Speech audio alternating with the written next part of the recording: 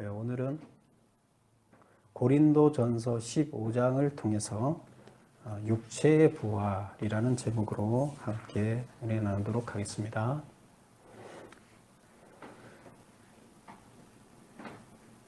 우리는 성경에서 부활에 대해서 여러 군데에서 다루고 있습니다. 그런데 이 고린도전서처럼 부활이 무엇인가에 대해서 자세히 다루는 곳은 없습니다. 그래서 고린도 전서가 16장까지 있는데 고린도전서 15장에서 부활에 대해서 아주 길게 다룹니다. 1절부터 몇 절까지 있나 한번 볼까요? 몇 절까지 있어요? 58절까지 있습니다. 그래서 58절까지 부활에 대해서 길게 다루고 있습니다. 그래서 길게 다루는데 오늘은 그 중에서 20절부터 마지막 절까지만 다룰 수 있도록 이렇게 하겠습니다.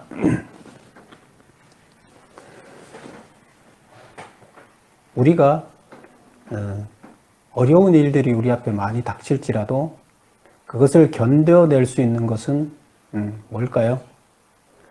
어려움이 있을 때 우리가 그것을 이겨내려면 뭔가 소망이 있어야 돼요. 그렇죠?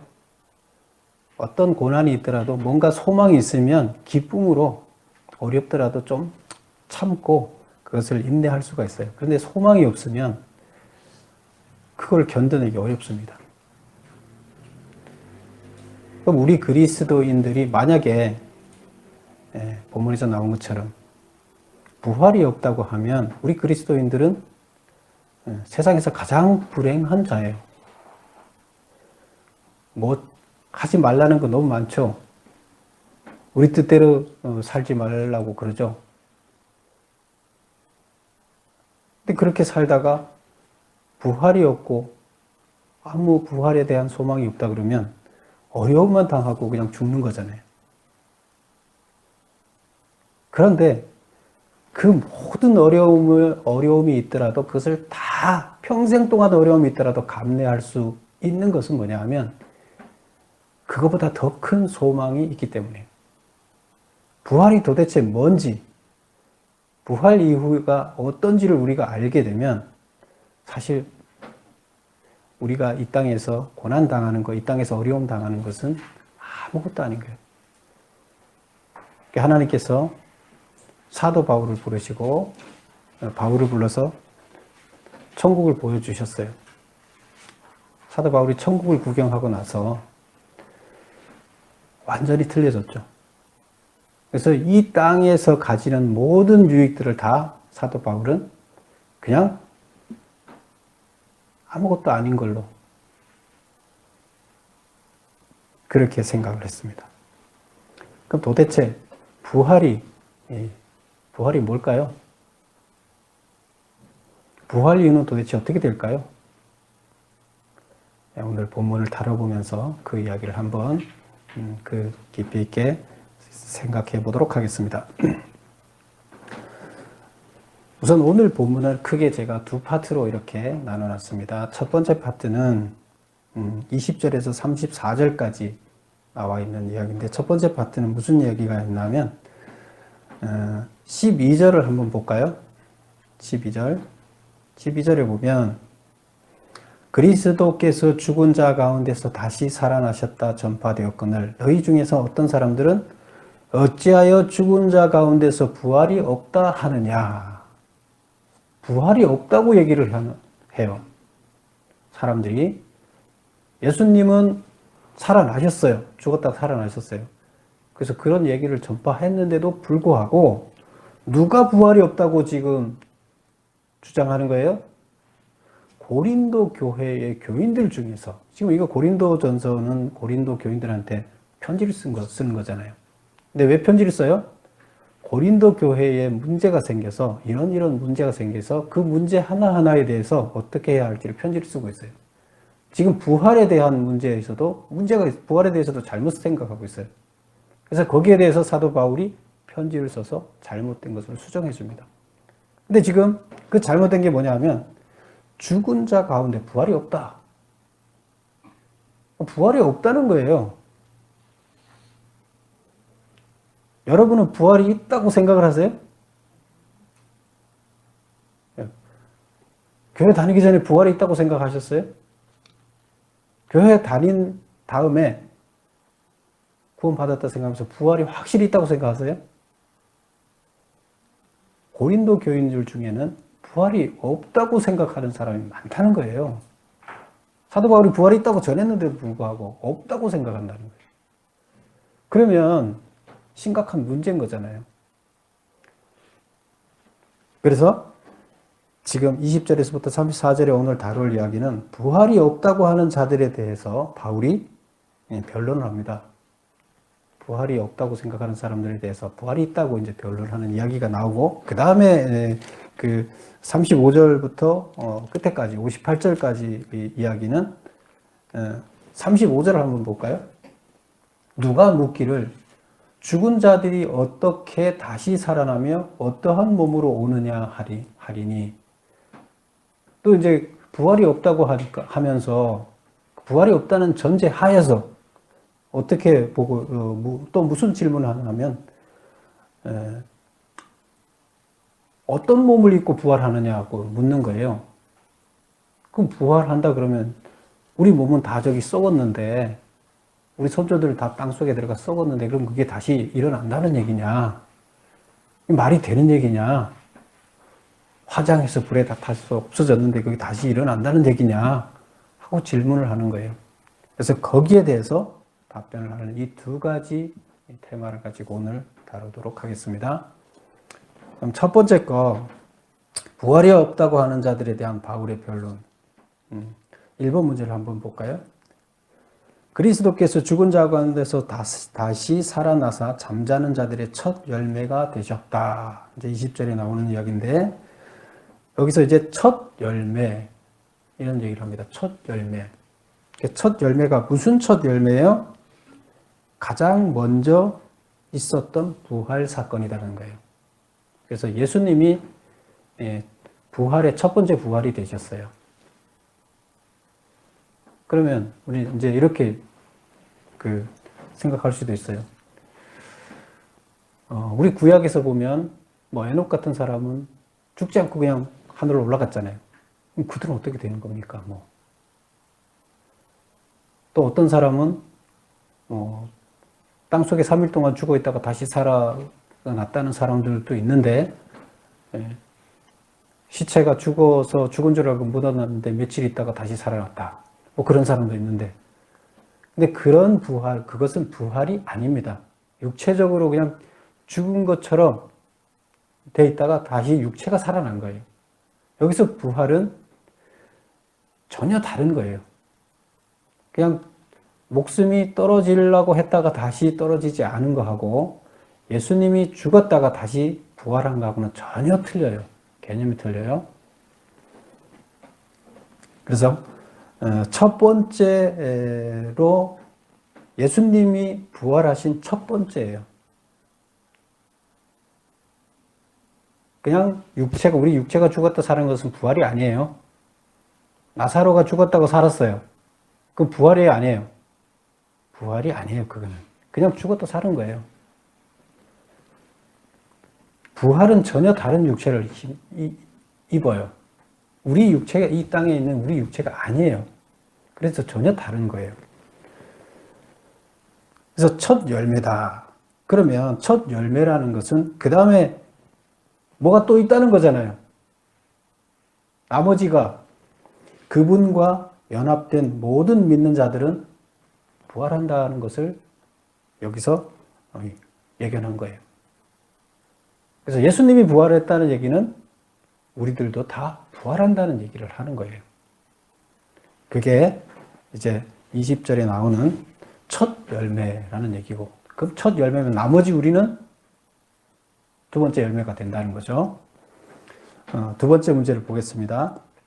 아담 안에서 모든 사람이 죽은 것 같이 그리스도 안에서 모든 사람이 삶을 얻으리라. 이제 22절에 있는 얘기인데, 우리는 아담을 알고 있죠. 아담은 누구예요? 태초 하나님께서 인간을 만들어 놓으셨죠. 아담. 그리고 또 배필을 만들어서 하와를 만들어서 아담과 하와가 같이 결혼할 수 있게끔 했죠. 그래서 그 아담 안에서 모든 사람이 죽은 것 같이 우리 아담이라는 것은 우리 인간, 육체로 태어난 인간을 얘기해요. 이 세상에서 살고 있는 육체를 가진 피와 흙으로 된 이 육체를 가진 인간. 그래서 이 모든 사람이 죽어요, 우리는. 이 육체는 죽게 돼 있죠. 영원히 사는 사람 없어요. 그리스도 안에서 모든 사람이 삶을 얻으리라. 그리스도 안에서 모든 사람이 삶을 얻는다는 것은 구원을 얻는다는 얘기인데, 이게 어떻게 구원을 얻느냐? 다시 부활하기 때문에 구원을 얻는다는 얘기예요. 그래서 그리스도는 다시 부활하셨죠. 아담은 우리 육체를 가진 피와 혈을 가진 피와 육체를 가진 우리는 죽어요. 생물학적 우리 인간은 죽어요. 이게 아담이에요. 그리스도는 부활하신 아담이에요. 두 번째 아담이라고 해요. 그래서 그는 우리를 부활하도록 만들어요. 본인이 부활해서 길을 닦아놨고 우리가 부활하도록 만드셔요. 만약에 십자가에 죽지 않았다면 부활의 길이 우리한테 열려있지 않아요. 죄사함이 없기 때문에. 그 길을 만들어 놓으셨어요. 십자가에 달려 죽으심으로, 우리의 죄를 사하심으로 그 길을, 부활의 길을 열어 놓으셨어요. 그래서 우리는 여기서 죽어서 끝나는 게 아니라 부활할 수가 있는 겁니다. 그래서 아담으로 인하여 모든 인류가 육체적인 죽음은 면할 수 없게 되었지만 그리스도로 인하여 모든 육체가 부활한다. 부활은 어떻게 만들어진다고요? 죄가 있으면 부활할 수 없어요. 근데 죄를 없애야 돼요. 죄를 어떻게 없앱니까? 예수님이 십자가에서 없앴어요. 그래서 우리가 그것을 믿으면 구원받을 수 있어요. 그게 복음이죠. 그래서 없던 부활을, 그 길을 예수님이 죽음으로 만들어 놓으셨어요. 그래서 우리에게는 소망이 생긴 겁니다. 세 번째 보겠습니다. 26절에 나오는 얘기인데, 맨 나중에 멸망받을 원수는 사망이니라. 우리 26절을 한번 볼까요?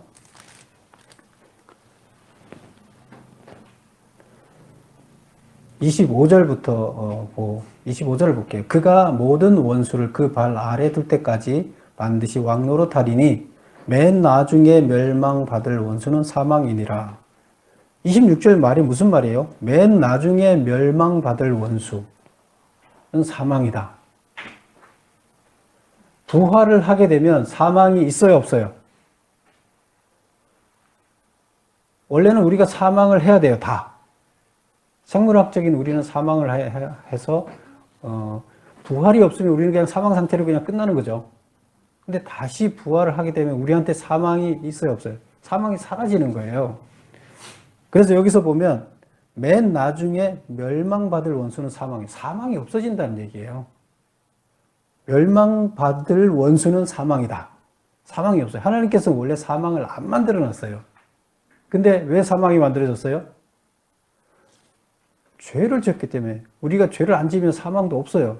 근데 죄를 졌기 때문에 우리가 죄가 들어와서 사망하게 되는 겁니다. 죄의 결과는 사망이에요. 그래서 그러면 죄를 없애야 되잖아요. 그 죄를 없애서 다시 부활하게 만드는 거예요. 그래서 사망이 사라진 거예요. 그래서 맨 나중에 멸망받을 원수는 사망이다. 사망이 멸망받았다. 사망이 사라진 거다. 부활하게 되면 사망이 없어진다. 이 얘기를 하는 겁니다.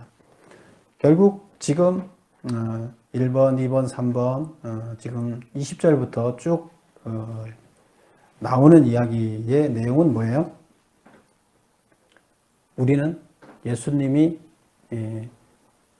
부활의 길을 열어놓으셨고 그 열어놓으신 길 때문에 우리는 부활해서 죽지 않는다. 이제 얘기를 하는 겁니다. 그 다음 4번을 보겠습니다. 하나님이 만유의 주로서 만유 안에 계시려 함이라. 28절에 있는 이야기인데요. 28절 조금 어려워요. 그래서 다시 한번 전체를 읽어볼게요. 만물을 그에게 복종하게 하실 때에는 아들 자신도 그때 만물을 자기에게 복종하게 하신 이에게 복종하게 되리니 이는 하나님이 만유의 주로서 만유 안에 계시려 함이라. 하나님이 모든 만물을 만들어 놓은 주인이시잖아요. 근데 지금 하나님은 만물의 주인으로 계십니까? 안 계십니까? 하나님은 만물의 주인으로 계시지 않아요. 그럼 누가 지금 만물의 주인이 돼 있어요? 공중 권세 잡은 자, 악한 세력들이 지금 하나님이 만들어 놓은 만유를 지배하고 있어요. 이 세상은 누가 지배하고 있어요?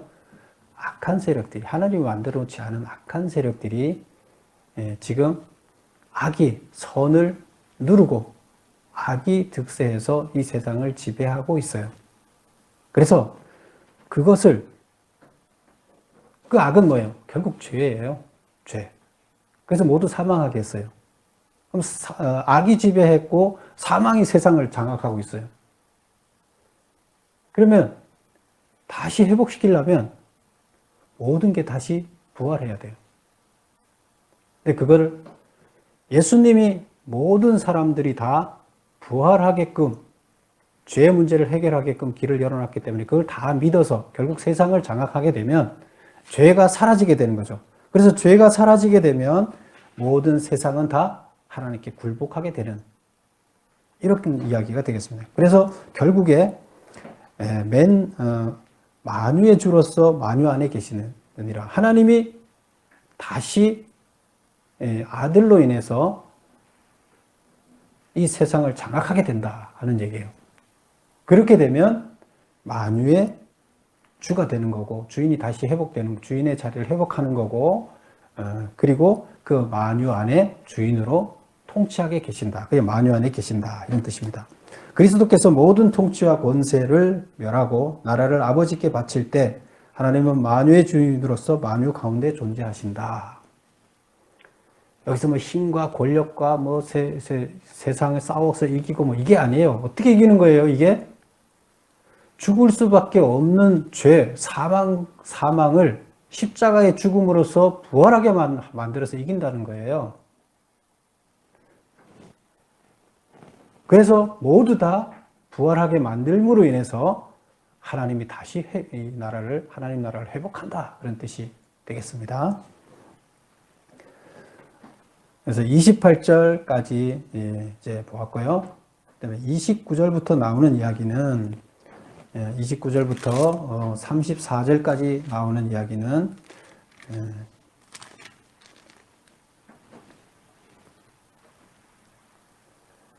29절 한번 볼까요? 만일 죽은 자들이 도무지 다시 살아나지 못하면 죽은 자들을 위하여 세례를 받는 자들이 무엇을 하겠느냐?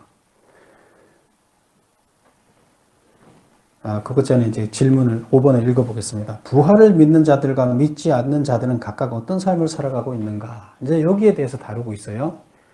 부활을 믿는 자들과 믿지 않는 자들은 각각 어떻게 살아가고, 부활을 믿는 자들은 어떻게 살까요? 죽은 자들을 위하여 세례를 받고 날마다 죽음을 무릅쓴다. 사도 바울이 어떻게 한다면 나는 날마다 죽음과 싸운다는 거예요. 날마다 나를 죽도록 힘들게 하는 그런 것들과 싸워서 이기고 있다. 매일매일 소망을 갖고. 왜? 나는 영원히 살 부활해서 영원히 살 거기 때문에 지금 현재 이 고난과 싸워서 희망을 갖고 소망을 갖고 이긴다.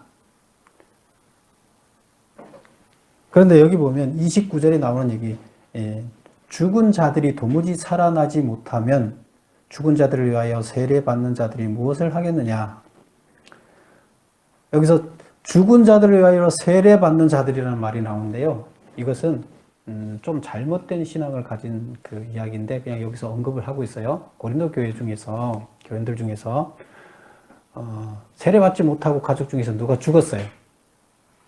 그러면 그 가족이 구원 못 받을 거 아니에요. 그래서 자기가 대신 받아주는 거예요. 그게 해당할까요? 맞아요? 틀려요? 예, 우리 신앙은 누가 구원을 대신 받아주는 게 아니죠.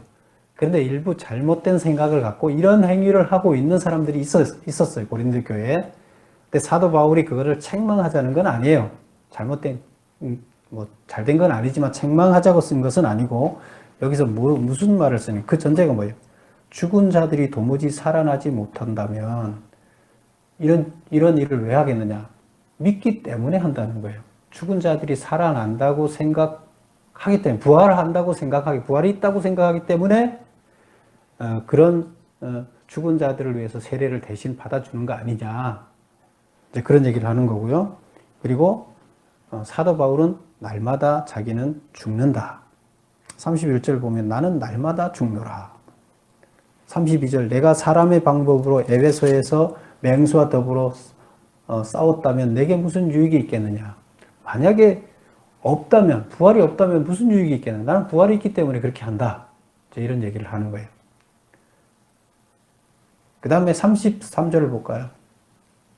32절 끝에 보면 죽은 자가 다시 살아나지 못하면 내일 죽을 터이니 먹고 마시자 하리라. 부활이 없다고 생각하는 사람들은 어떻게 해요? 끝이잖아요. 이 땅에서 그냥 즐겨야죠. 이 땅이 끝인데 부활이 없는데 그럼 뭘 한다고요? 악에 속아서 내일 죽을 터이니 먹고 마시자. 이렇게 산다는 거예요. 이 땅이 끝이기 때문에. 그럼 34절에서 33절 속지 말라. 악한 동무들은 선한 행실을 더럽히나니. 바로 이렇게 속이는 거예요. 속지 말라는 거예요. 깨어 의를 행하고 죄를 짓지 말라. 그래서 그런데 속아서 죄를 짓지 말라. 그런 이야기를 합니다. 그래서 부활을 믿는 자와 믿지 않는 사람들의 삶은 완전히 틀리는 거예요. 그냥 이 세상에서 먹고 즐기자. 이런 사람과 모든 어려움을 극복하고 다음 세계에서 하나님한테 칭찬받는 자, 하나님 앞에 온전히 서 있는 자로 가려는 자, 이 두 가지 형태로 나타나게 되는 거죠. 그래서 지금 부활이 없다고 하는 자에 대한 바울의 변론은 뭐예요? 부활은 있다는 겁니다. 부활은 무조건 있다는 거예요. 예수님이 부활하셨고 그 길을 열어놓으셨고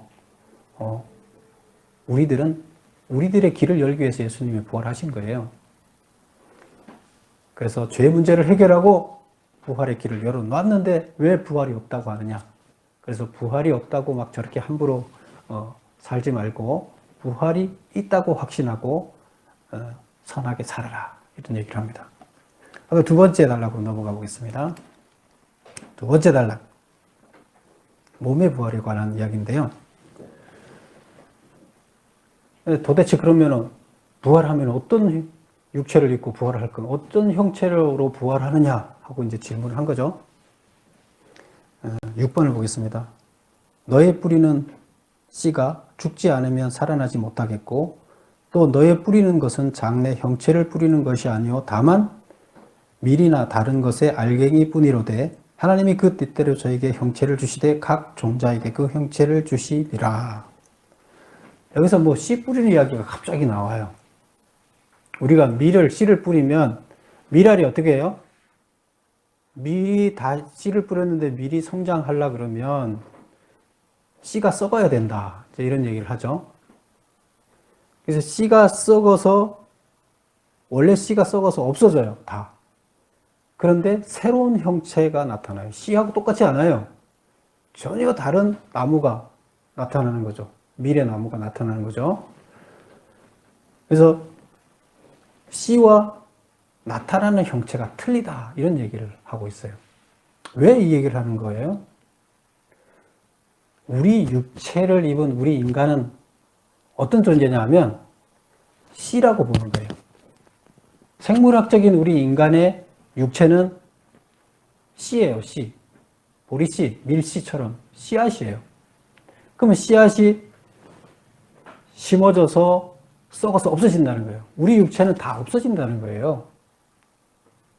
그럼 씨앗이 땅에 심어져서 없어졌는데 그럼 새로운 형체가 나타나요. 똑같은 씨앗으로 나타나는 게 아니라 새로운 형체가 나타나요. 그래서 이 얘기는 뭐냐?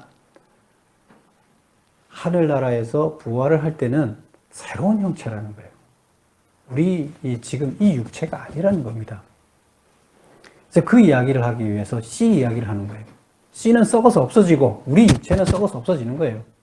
그리고 부활했을 때는 전혀 새로운 형체가 나타난다는 겁니다. 그래서 메모한 거 보세요. 씨는 죽음 전의 육체, 지금 우리 생물학적인 육체를 얘기하는 거예요. 형체는 부활의 형체를 의미한다. 새로운 형체, 부활한 형체. 그다음에 하나님의 주권적인 창조 계획대로 부활체에게 부활 이전의 몸의 상태와는 전혀 다른 차원의 새로운 몸의 형태를 주신다.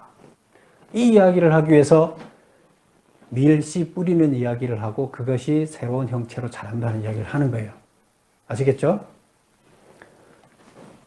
그 이야기를 한참 합니다. 어디까지 하느냐? 41절까지 쭉 합니다.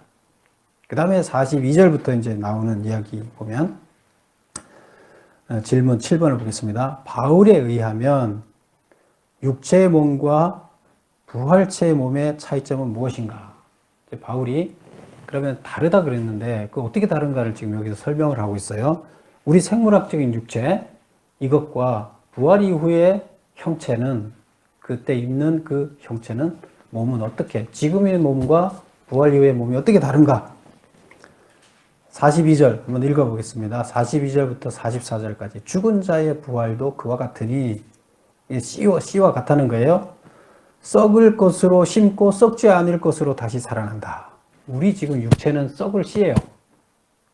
그 다음에 다시 부활하는 것은 썩지 아니하는 육체예요. 43절 보겠습니다. 욕된 것으로 심고 우리 육체는 욕돼요. 그런데 영광스러운 것으로 나타난다. 욕되다는 것은 허물이 많다는 거죠. 죄도 많고 우리 인간의 육체를 입은 우리들은 허물이 많으나 영광스러운 것으로 다시 살아난다.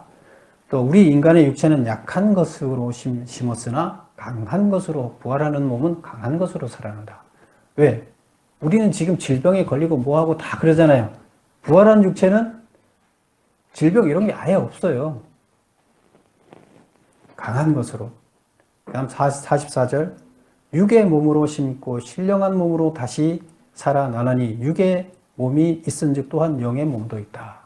부활했을 때는 영의 그 몸이라고 우리를 이 땅에 있는 이것을 생물학적인 거를 육의 몸이라고 한다면 영의 몸이라고 이렇게 사울은 표현하고 있습니다.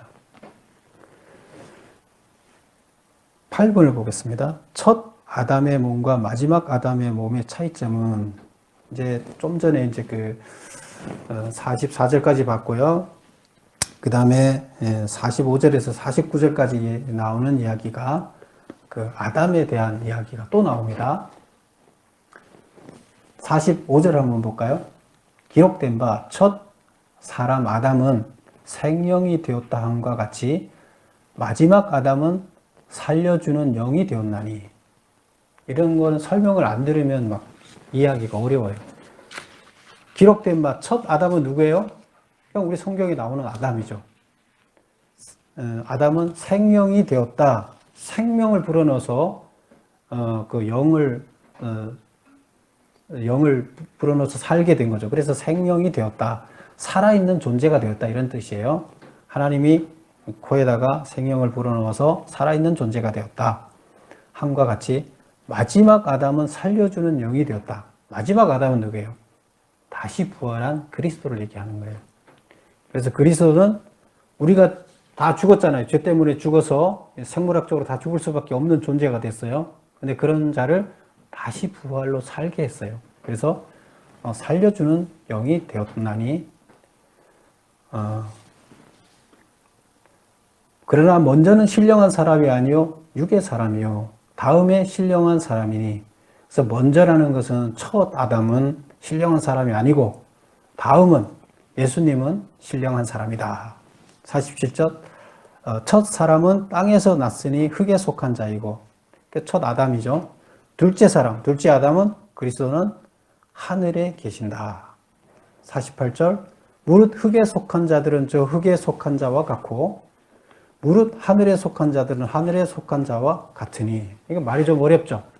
48절 한번 생각해 보세요. 다 같이 한번 더 읽어보겠습니다. 48절 시작. 무릇 흙에 속한 자들은 저 흙에 속한 자와 같고 무릇 하늘에 속한 자들은 저 하늘에 속한 이와 같으니. 무슨 말이에요? 무릇 흙에 속한 자는 저 흙에 속한 자와 같아. 앞에 흙에 속한 자, 저 흙에 속한 자는 누구예요? 예.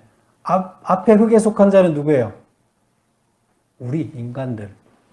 우리 인간들은 저 흙에 속한 자, 아담과 같아. 아담과 같다는 얘기 어떻게 해요? 죽는다는 얘기예요.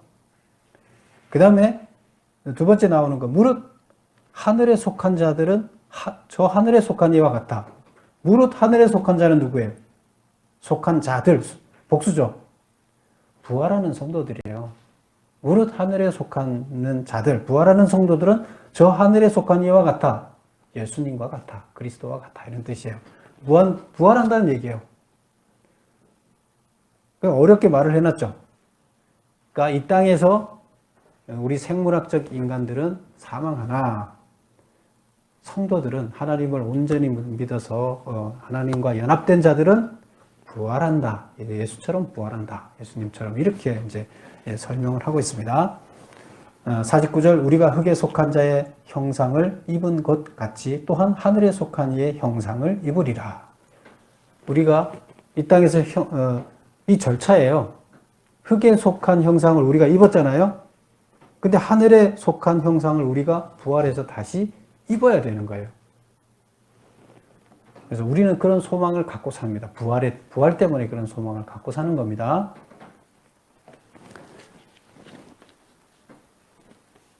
(9번) 보겠습니다. 우리가 다 잠잠할 것이요 마지막 나팔에 순식간에 호련히 다 변화되리니. 이게 무슨 뜻일까요? 51절에 나오는 이야기를 제가 적어놨습니다. 보라, 내가 너희에게 비밀을 말하노니 우리가 다 잠잘 것이 아니요 마지막 나팔에 순식간에 호련히 다 변화되리니. 예. 이것은 우리가 다 잠잘 것이 아니요. 이 얘기는 뭐예요? 잠잔다는 건 죽었다는 얘기예요. 우리 선조들은 이미 죽었죠. 그들은 잠자고 있어요. 근데 살아있는 사람들은 잠 안 자는 거죠. 그 살아있는 사람들 얘기를 하는 거예요. 죽은 사람들은 지금 잠자고 있고 살아있는 사람들은 뭐 하고 있어요? 잠을 안 자고 있어요. 그래서 그 얘기를 하는 거예요. 여기 다 잠잘 것이 아니요. 우리는 아직 안 죽었으니까 잠을 안 자고 있어요. 안 자고 있는 사람들은 마지막 나팔에 순식간에 호련히 다 변화되리라. 부활한다는 얘기예요. 육체가 이 땅의 육체가 아닌 부활의 육체로, 살아있는 채로 부활의 육체를 입는다는 거예요. 그러면 생물학적 육체에서 영의 육체, 부활한 육체로 살아있는 상태에서 바뀌어버린다는 얘기예요. 살아있는 사람들은. 언제? 하나님이 마지막 때, 곧 예수님이 이 땅에 재림하시는 때. 그게 여기 뭐라고 되어 있어요? 마지막 마지막 나팔이 부는 순간. 이게 종말이죠. 그래서 순식간에 호련히 다 변한다. 한순간에 바로 싹 몸이 바뀌어버리는 거예요. 부활의 몸으로 바뀌어버려요. 왜? 50절 볼까요? 형제들아, 내가 이것을 말하노니 혈과 육은 하나님 나라를 이어받을 수 없고 우리 인간의 육체로는 하나님 나라에 들어갈 수가 없어요. 또 한 썩은 것은 썩지 아니한 것을 유업으로 받지 못하는, 하늘에는 썩지 않는 것의 유업을 하늘은 썩지 않는 유업이잖아요. 그걸 받아야 되는데 우리가 이 땅의 육체를 입고 있으면 하늘의 유업을 받을 수가 없어요. 그렇기 때문에 우리는 몸이 바뀐다는 거예요. 한순간에 바뀐다는 거예요.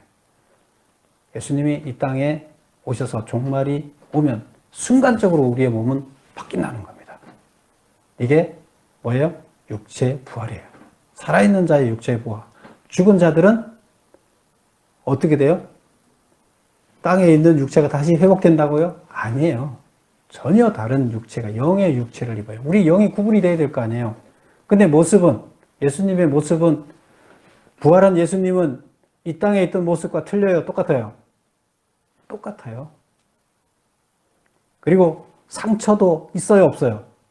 손가락 놔봐라. 너 여기 옷자국 손 대봐라. 있어요. 이 땅에 우리가 했던 상처 그대로 갖고 있으나 재질이 완전히 틀려요. 어떻게 틀려요? 하늘나라에서 필요한 재질로 바뀌는 거예요. 그래서 그 재질에 대해서 어떤 형태다 하는 걸 지금 두리뭉실하게 사도가 우리 얘기했는데, 거기는 시간과 공간의 제한을 받지 않는 곳이에요. 과거 천년이 하루 같고 하루가 천년 같고, 우리는 뭔 말인지 모르지만 시간이 개념이 우리는 시간 속에 갇혀 있어요. 근데 거기는 시간이 풀려 있어요. 과거도 갈 수 있고 미래도 갈 수 있고요. 공간, 우리는 지금 미국 못 가요. 지금 당장 순간이동 못 해요. 근데 거기는 가능해요. 그럼 그런 육체를 힘입는 거예요. 4차원의 적합한 육체로 힘입는 거예요. 그게 바로 부활한 육체가 되겠습니다.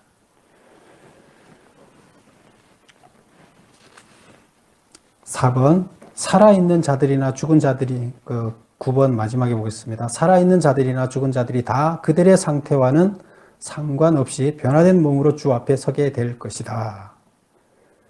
몸의 변화는 재림을 알리는 마지막 나팔이 울리면 순식간에 일어날 것이다. 그렇게 해서 변화된 하늘날이 들어갈 수 있어요. 그러면 하나님이 지금 이 땅을 창조해 놓으셨는데, 지금 창조가 완성된 거예요? 안 된 거예요? 창조가 완성되지 않은 거예요. 부활을 통해서 새로운 육체를 우리 인간들이 힘입어야 하나님이 계획한 창조가 완성되는 거예요.